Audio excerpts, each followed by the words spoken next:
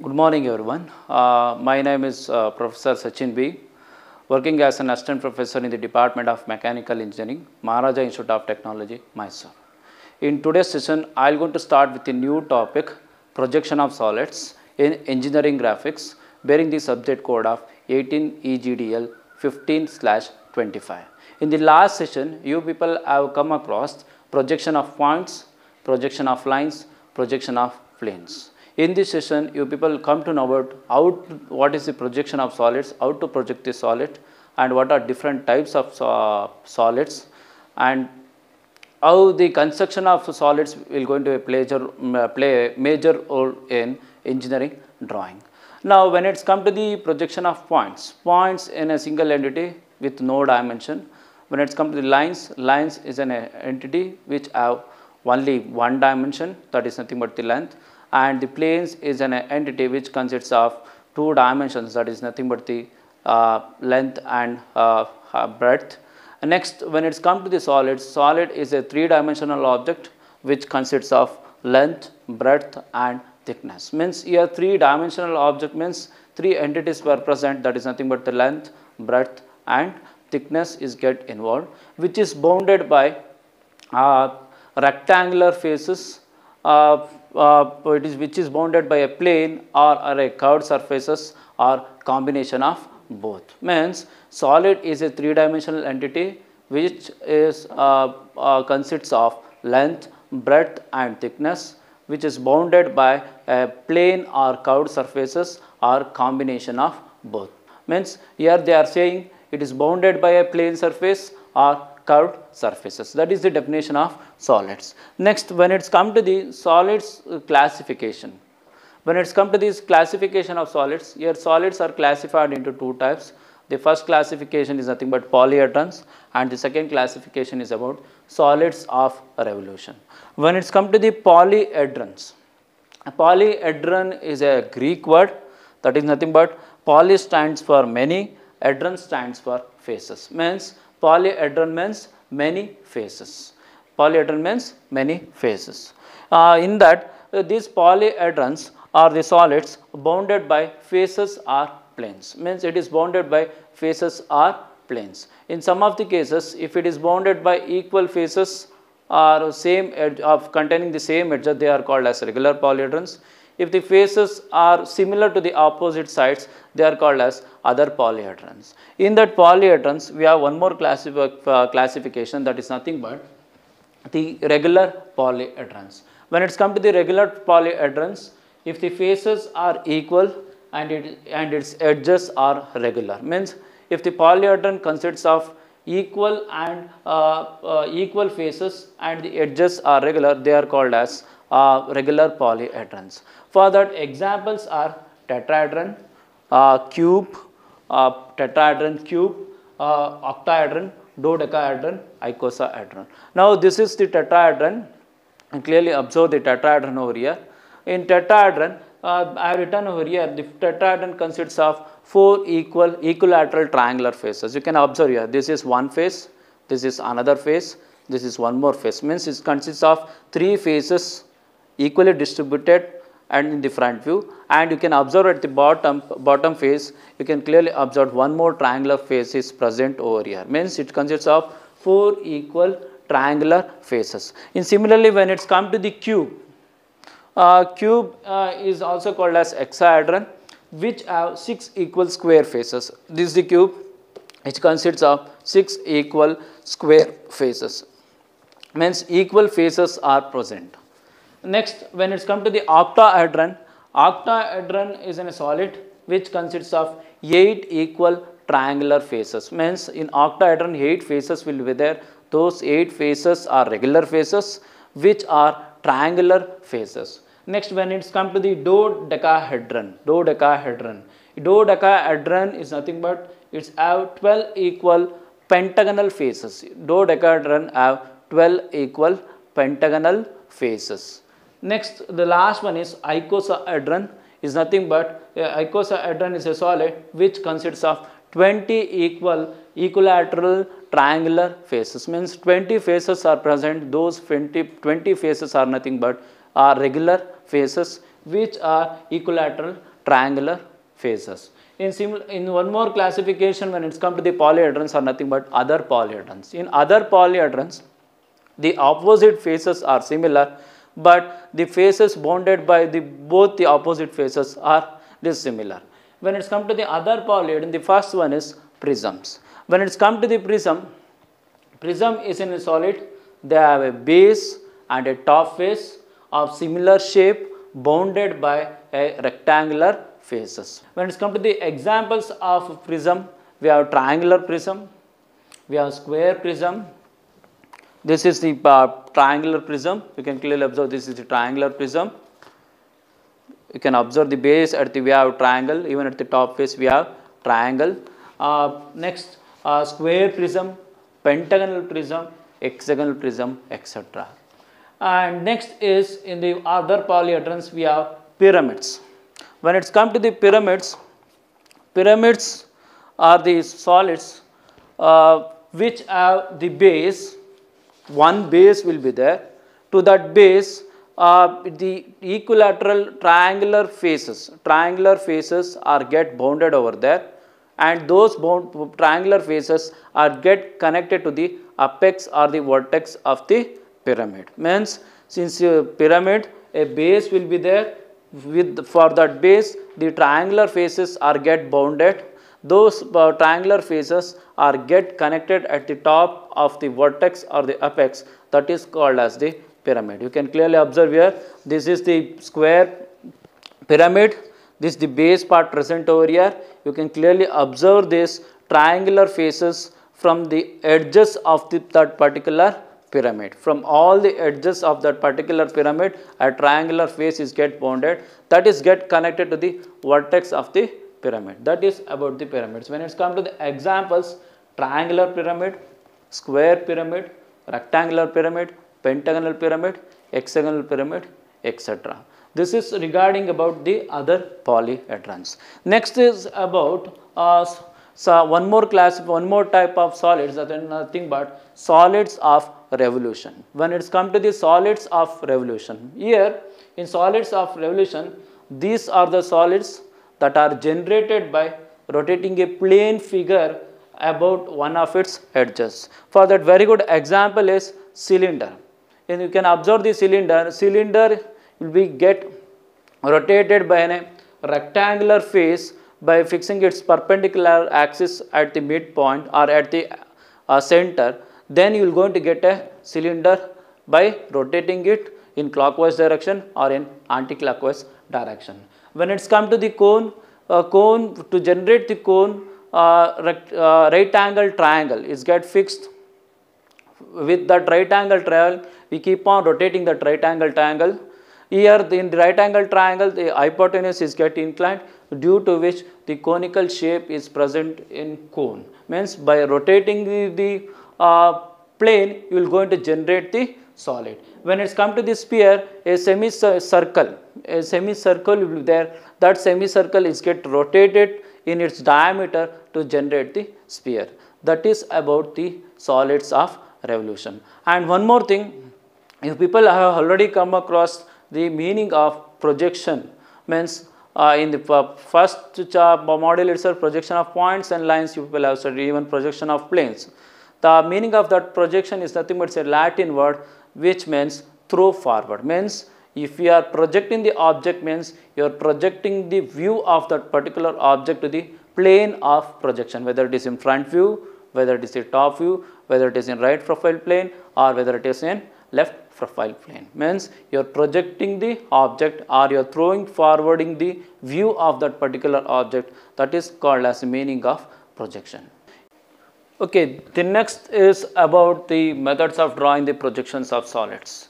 In the last you people have come across regarding about the prisms, pyramids, and how the prisms and pyramids will going to look. Now let us know about what are the methods are required to draw the solids, are required to draw the projection of solids. There are two methods are required to draw the projection of solids. In that, first one is change of position method and the second one is auxiliary plane method. in your syllabus we are following change of position method. They are clearly indicated that we need to follow that change of position method. We are not following this auxiliary plane method. But change of position method is nothing but here we are changing the position of the solid in 3 different stages to get the final position of the object. That is the change of position of solid. For example, this is the first position of the solid.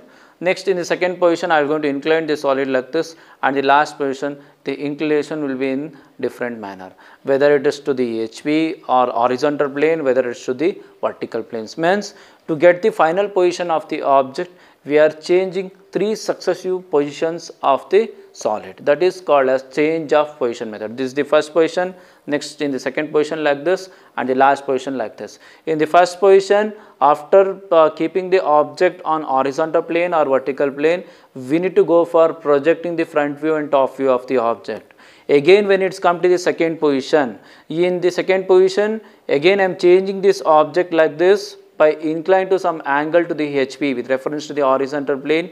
Again here you need to go for projecting the front view and top view of the object. Again in the last position, by changing the object or position like or tilting the solid like this, again you should go for projecting the front view and top view of that particular solid in that position. Means in 3 successive positions you should project the views of the solid. That is nothing but the top view and front view should be projected to the respective planes. That is change of position of method.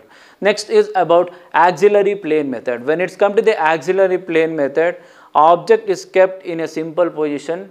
With the help of one or two auxiliary planes, we will going to project that particular object in by generating the different views. Means you can clearly observe here in auxiliary plane present the simple position, the object is kept, and with the help of 2 auxiliary planes set up to get the different views of the required position. Means here the object is kept like this by bringing the auxiliary plane. Means in change of position method, the object is get moved. In auxiliary plane method, the plane will be get moved to get the different views of the object in required position. That is the difference between change of position method and the auxiliary plane method. Next is about the difference between the prism and a pyramid. Before going to the construction of any of the solids, in your syllabus you have prisms and pyramids in the solids chapter. When it's come to the prisms, you people should know the clear identification of the faces or the edges or the what are the bases, how it will going to look. When it's come to the prism, we already come across about the definition of the prism. This is I have written the triangular prism over here. You can clearly observe the diagram. This is the base part. Means this is the base part what I have written over here. These are all the base edges. This is triangular prism, means 3 base edges were present. And next is we have it is bounded by the rectangular faces. You can clearly observe 3 rectangular faces over there. It is bounded by 3 rectangular faces.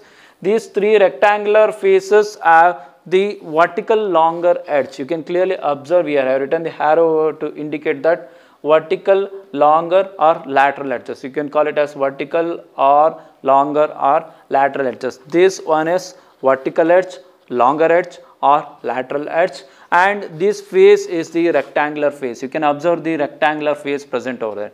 And here the base, for the base, the top face is opposite for it. You can clearly observe here, and the base have the same shape. That is nothing but the triangular shape is present over here, and for the top face also the same triangular face is present over there. Means in triangular prism, the base is triangle and the top face is triangle. When it's come to the square prism, the base is square and then also in the top face will be square, but it is bounded by the rectangular faces. That is about the prism. When it's come to the pyramid, you can clearly observe here I have written the diagram of square pyramid.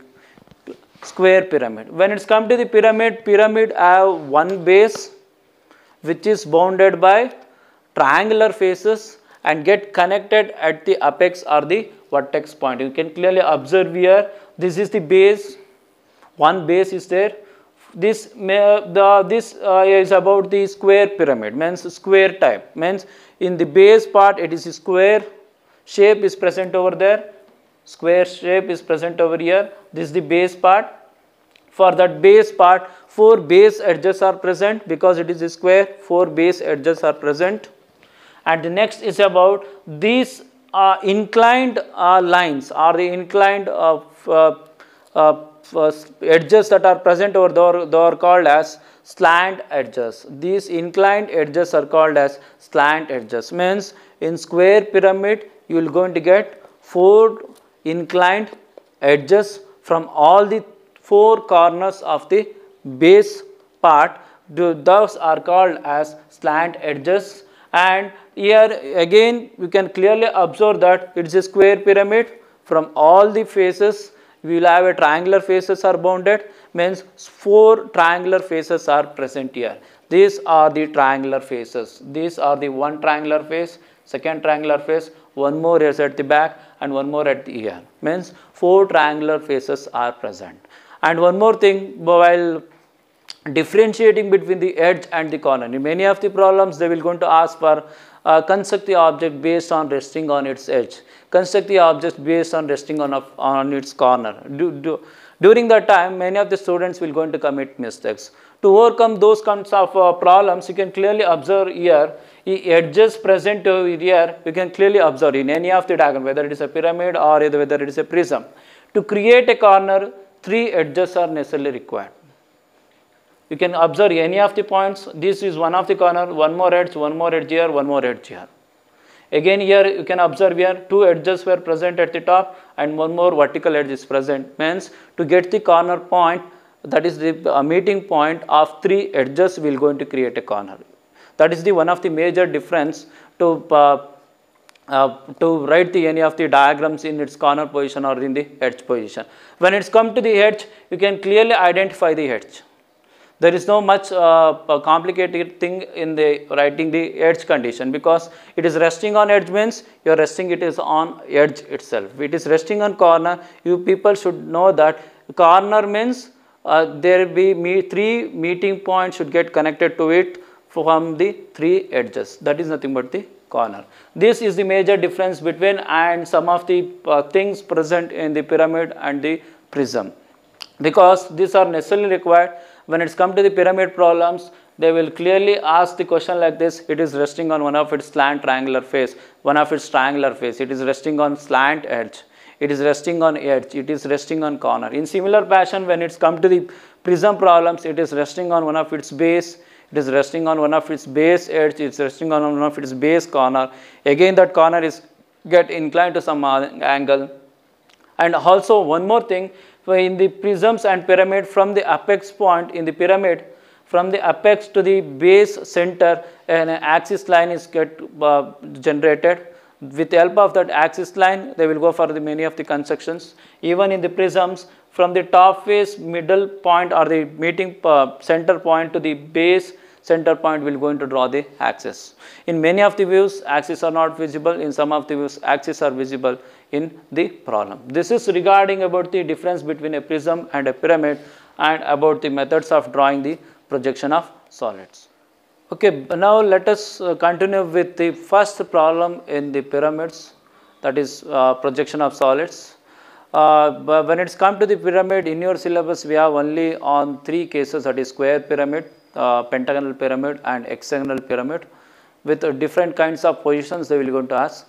I am starting the first problem on the square pyramid here. Now I am going to read the question.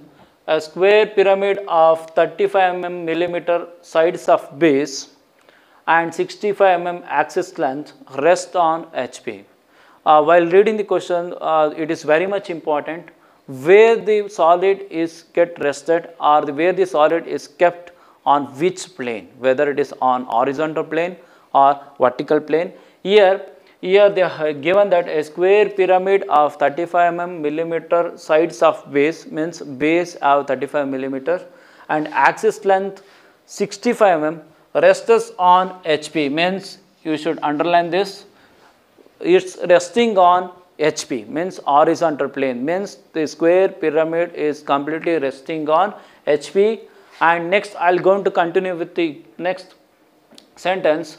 On one of its edges of the base, means here they are clearly mentioned it is resting on edges of the base. This should be get underlined because these things are very much important to solve the problem, which is inclined to VP at 30 degree. Means till here, till the full stuff I read the question, means here a square pyramid is there which consists of 35 millimeter of base sides and 65 mm axis length.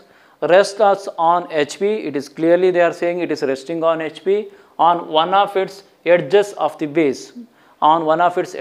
base, which is inclined to VP at 30 degree. Now till here I am going to solve the problem by using the method of change of position method. Now I will go for drawing the XY line.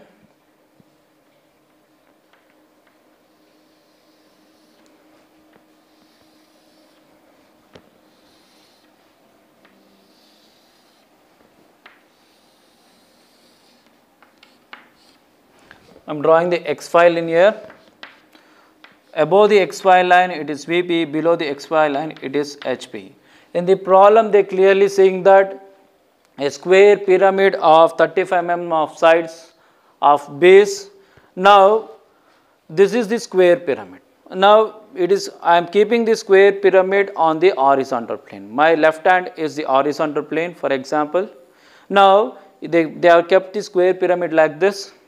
Now from the top view how the object will going to look, that is very much important. If I view the object from the top, the object look like a square in the square shape. I am correct, you can clearly observe here. Now I am going to keep the object like this. From the observer point of view, you can clearly observe here it look like a square face. Now I am writing the object's top view of sides 35 mm. With the help of a scale, I am drawing a line of sides 35 mm.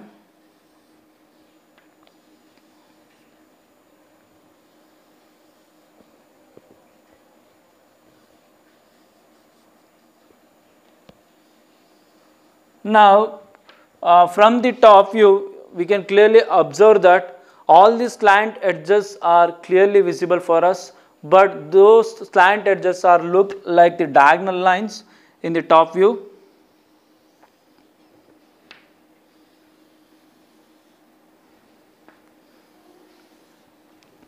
Now I will go for dimensioning it.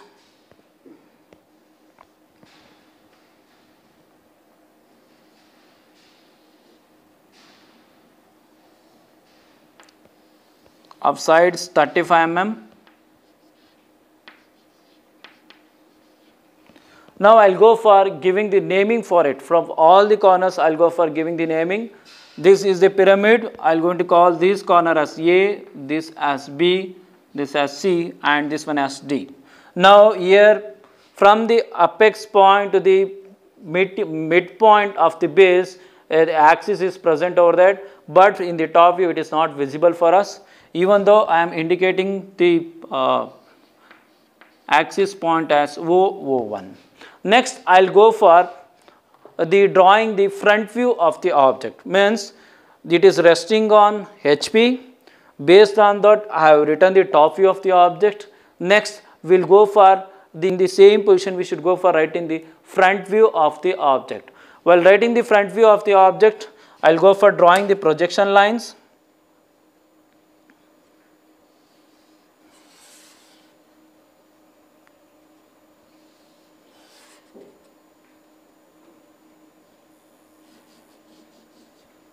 Okay, these are the projection lines to generate the front view of the object. And one more thing, here I have written the top view with the pink color or in the dark color because here all the edges are clearly visible. It means all the edges are clearly visible. In pyramids, in the top view, even the slant edges and also the base edges are clearly visible. Next I will go for the construction of front view. Before going to the construction of front view, in the question they are given the axis length of 65 mm. Many of the students will get confused with the axis length and the slant edge length. Means in all the pyramid problems they will go for the axis length. No, they will not going to mention any of the slant edge length. Means from the axis length means here I need to draw the axis of length 65 mm according to the scale.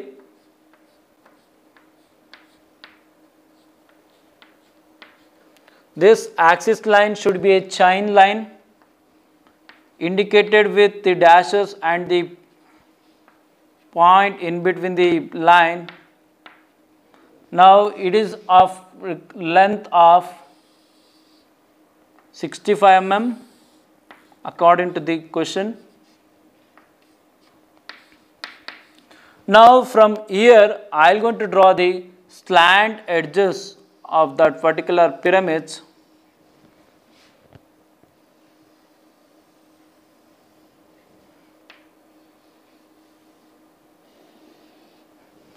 Okay, this is the front view of the object. Now I'll go for the naming. In the front view, A dash and D dash is not visible for us within the brackets. Again B dash is visible for us, C dash is not visible. Again I am going to call this as O1 dash, this point as O dash. Again here you can clearly observe the object here, it is resting on HP. From the front view only this triangular face is clearly visible, that is nothing but A, B, O triangular face is clearly visible for us in the front view. After projecting it, you can clearly observe here they written the color line means those are visible edges, and in between it the axis is present over here. In between the axis is present here, I have written that axis. This is about the construction of the first position. Next we are doing the change of position method. The object, the first position is over, writing the top view and front view is over.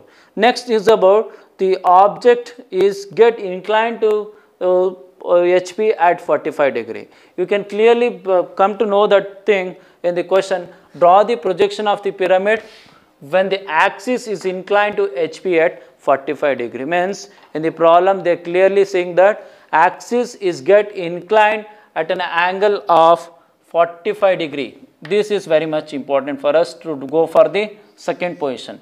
Here the axis is get inclined to HP at 45 degree. Now the axis is present exactly at the center, it is getting inclined to HP at 45 degree. For example, if I consider my left hand as an horizontal plane, now the solid will be like this. In the second position, the axis of the solid is get inclined at an angle of 45 degree to HP. Now how to construct it?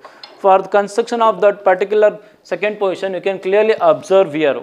One of the key point is nothing but here the slant edge is present. It's very difficult to go for the writing the second position of that particular front view of the object. To overcome that issue, here they given the angle with reference to the axis to HP. For that, here the axis of the solid is at an angle of 90 degree to the base edge of the solid. You can clearly observe this is a vertical line which is get inclined at an angle of 90 degree. By knowing that, there in the question they are asking you should get inclined at an angle of 45 degree. To overcome this issue, I am going to rotate the base first to an angle of 45 degree. Then with the help of compass, I am going to measure the distance of the sides. Then I will go for cutting the R. For that, you can observe here, I am going to measure the base edge length and I am going to draw an inclined line at an angle of 45 degree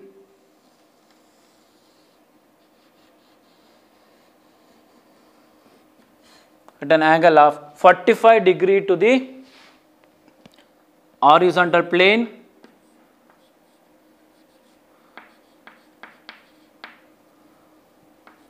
Now I will go for indicating the corners whatever the names I have given for it. Next, after this is over, don't worry about the axis inclination. Next, I will go for measuring the side length from slant edge length to the apex point A dash to O dash or from O dash to B dash. I will go for measuring it. If one time measurement is enough, because here the length and whatever the length present over at the slant edge both are same, I will measuring it. I will come to A dash point, I will going to cut an arc over here. I will come to B dash point, I will going to cut an arc over here. That will going to create the apex point, O dash point. Now it is very easy for me to go for drawing the inclined line.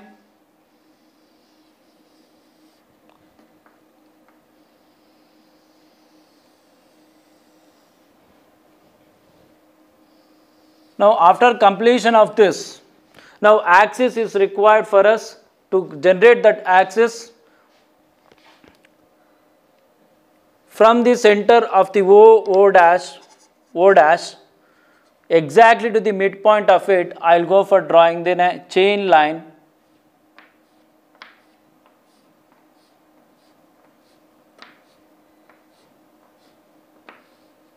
Now if I measure this angle, it is exactly 45 degree. Okay, now here they given the axis inclination, but I have made the edge inclination because the axis is get inclined at an angle of 90 degree to the base. Based on that, I constructed this. Next, I will go for the projection of the second position, that in the top view, by drawing the projection lines from the top.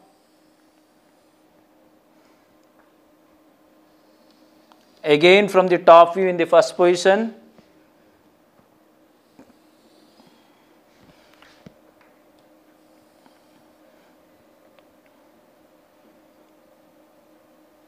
Now I will go for the thin lines here. Again from O dash point I am drawing the projection line.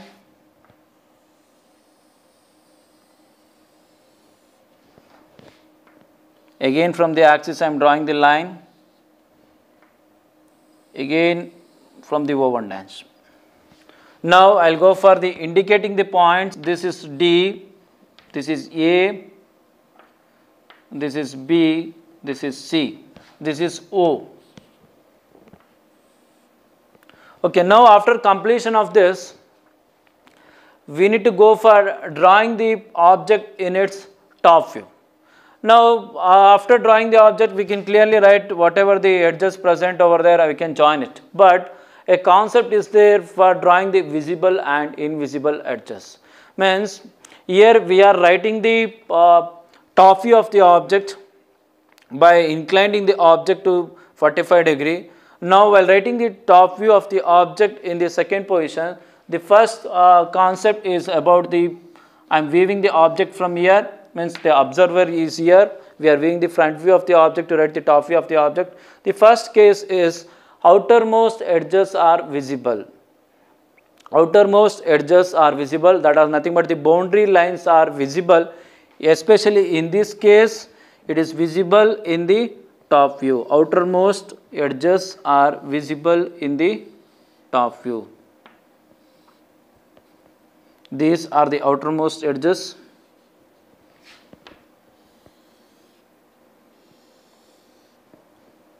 Outermost edges are visible in the top view. These are the outermost edges of this particular top view of the object.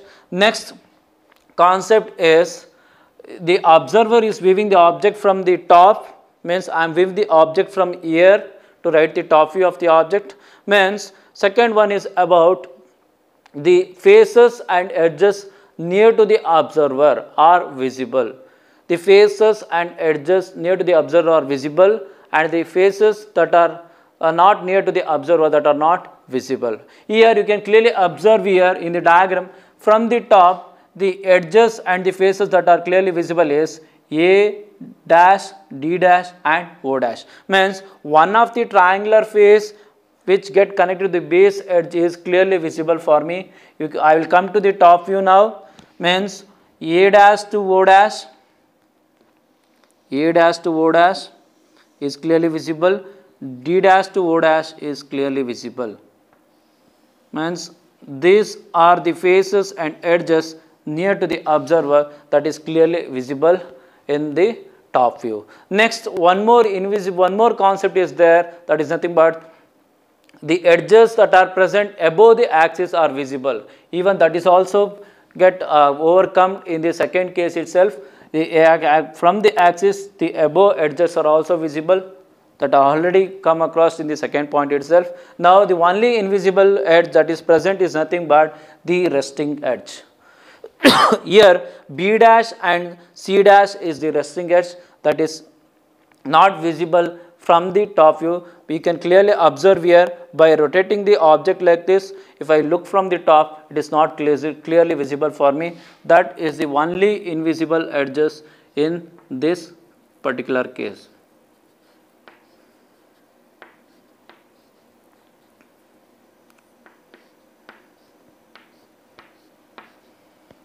And I will go for drawing the axis line. This is O1. Now, to check the visible and invisible edges, the first concept is outermost boundary edges are clearly visible, or outermost edges are clearly visible. For me, O, C, D, A, B, O is the outermost edge. And the second concept is the from the top view, the faces and edges near to the observer. If I looking from the top view, this face is near to the observer. Means for me this face is nearer. Based on that, O dash to A dash to D dash, again D dash to O dash. Means the triangular face is clearly visible for me. Again by that concept, I have drawn in a dark line from O to D and O to A. Next is the one edge is not clearly visible for us, that is nothing but the resting edge, because for that resting edge A dash and D dash edge is opposite to it. It is not clearly visible for that, because of that I have written in dashes lines. Next is about the how to write the last position of this particular solid. Now I completed the first position, I completed the second position. Now I will moving for the last position of the object. While moving to the last position of the object, you can clearly observe in the question, it is resting on one of its edges on HB. It is resting on one of its edges on HB of the base, which is inclined to VP at 30 degree. This is very much important. I already underlined it. Means here you can clearly observe here 4 edges were there, but it is resting on BC is clearly come to know about it in the second position. Some of the students will going to ask, sir, why we are rotating the pyramid only in the right direction? Why not in the left direction? That condition is also possible. If while constructing the object, you can go in this direction or you can go in this direction. Means instead of constructing to the right side, you can construct to the left side. It is also possible, because they are not clearly mentioned which edge is located or resting on HB. They are given that one of its base edges are resting on HB. Based on that, I rotated the object to towards the right side of the solution. Because of that, B dash and C dash is the resting edge for me. For now, next I will go for constructing the last position. While constructing the last position, first I will go for drawing the inclined line of an angle of 30 degree.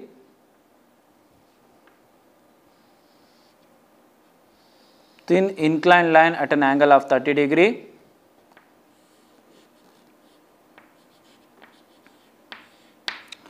Next, I will come to the second position. Don't go to the first position. It is totally wrong, because once after writing the top and front view of the first position is over, we coming to the second position. Once after coming to the second position, next in the last, to get the last position, we are tilting this object to the next position. Now here, while writing the third position, you can clearly observe here, in the first position the object is like this, front view, top view is over. Next, in the second position, it is resting on B and C like this. And in the last position, now I am rotating this object to an angle of 30 degree with reference to the vertical plane. This board is the, if I consider this board as vertical plane, the object is get rotated like this. First, the object is like this, now I am rotating like this. To vertical plane, it is get rotated an angle of 30 degree. Means here the inclination is reference to the vertical plane. Don't get confused. For that, I am rotating the second position object. I am not rotating the first position of the solid. I am rotating the second position of the solid. Now I will come to B and C. I will know the B and C length. I am going to measure it. B and C length, I am going to measure it.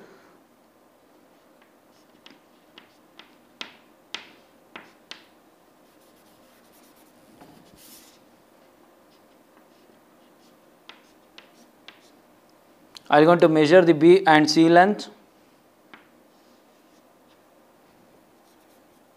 Okay, once after measuring the B and C length, I will go for this is B point, C point, this is B point, because I am rotating to the vertical plane at an angle of 30 degree. Next is about how to construct the remaining edges of the solid in the second position. To construct that, now you can observe here, we will go with the compass, or you can go with the diagonal method, or you can go with the help of protractor.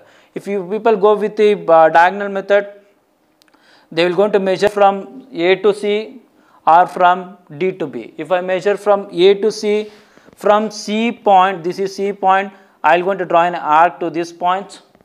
Again, I will come to B point, I will going to draw an arc to this point. That is also possible. Next, to overcome for the intersection of R, I will come to again C to D or from A to B. This also possible. In some of the students, they will keep the protractor here at the C point, because this is a 90 degree angle lines. These two lines are, they will go into mark 90 degree over here, again 90 degree over here, they will going to draw a line. It is left to you people. It's purely based on geometric construction. Now, if I go for diagonal method, I am measuring A to C or from B to C. From C point, one arc towards this side. Again from B point, one arc towards this side. Again, I will come to side length of C to D. I will measure C to D. From C, I will intersect this arc. Again from B, I will going to intersect this arc. Now it is over. Now this is for the points D for me and A for me. Now, how I written over there in the same manner, I am writing the object.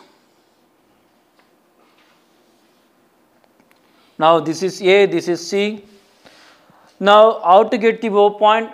It's very simple. Whether you can measure from O to C or from O to B or from O to D or from O to A. I will measure from O to C. Then I will going to cut an arc over here. One arc from C point, one arc from B point, because the length from O to C and O to B will be same. Now I am joining this.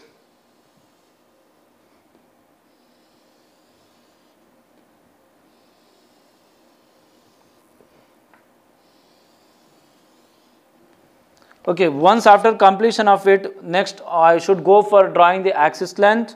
To draw the axis length, I will come to D to O1 or A to O1, because both these side lengths will be same, or both the dimensions are same. If I measure from D to O1 or A to O1, from D to O1 I will going to cut an arc, again from A to O1 I will going to cut an arc, then I will go for joining this axis length.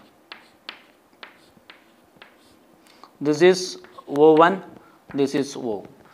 Now I am transferring this second position object to the last position, that is get inclined at an angle of 30 degree. Now I need to go for constructing the front view of the object. Now the object is get tilted like this, I should go for drawing the front view of the object. While drawing the front view of the object, the observer is clearly present over here. Is nothing but here. From the observer, I will going to we are writing the front view of the object. First, I will go for projecting the lines that are necessarily required for me to draw the front view. First, I will go for the D point. I am starting here.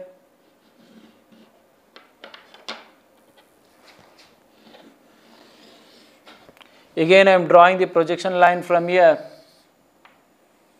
This is D dash. Again I will go for C point. C point is available for me here itself, that is nothing but C dash. Again I will go for B point. B point is available here, that is B dash. Again I will go for A point. A is available at the top, this is nothing but the A dash. To get the front view of the object, I am drawing the projection lines. I am showing the arrows here to the respective points. Again to get the O point, I am drawing a projection line from this side. Again the same line is drawn to the top. This is my O dash. Again in similar fashion, to get the axis, I am drawing a projection line where that is going to meet the front view of the object in the second position. Again one more line. This is my axis. Okay, now the drawing the projection lines is over. Next we should go for applying the visible and invisible concept. The first concept is outermost edges are visible. I am going to start from O dash. O dash to D dash, D dash to C dash, again C dash to B dash, again from there to O dash. This is the first concept, outermost edges is finished.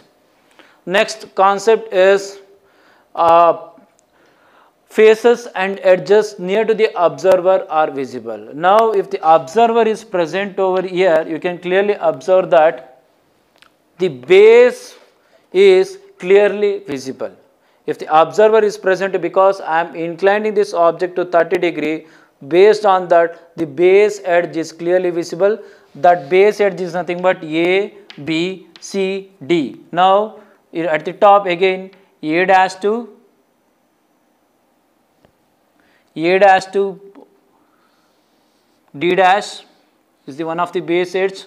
D dash to C dash is one of the base edge. C dash to B dash is one of the base edge. Again I am going to connect this. Means to the observer the base edge is clearly visible because it is near to the observer. And one more thing is about to the observer, O to A and O to base near to the observer according to the second concept. Means the edges that are near to the observer are clearly visible. Means O to B already is visible, O to A is one more edge that is clearly visible according to the second concept. And the one more edge that is completely left, that is nothing but the hidden edge or the invisible edge, that will be indicated with the dotted line.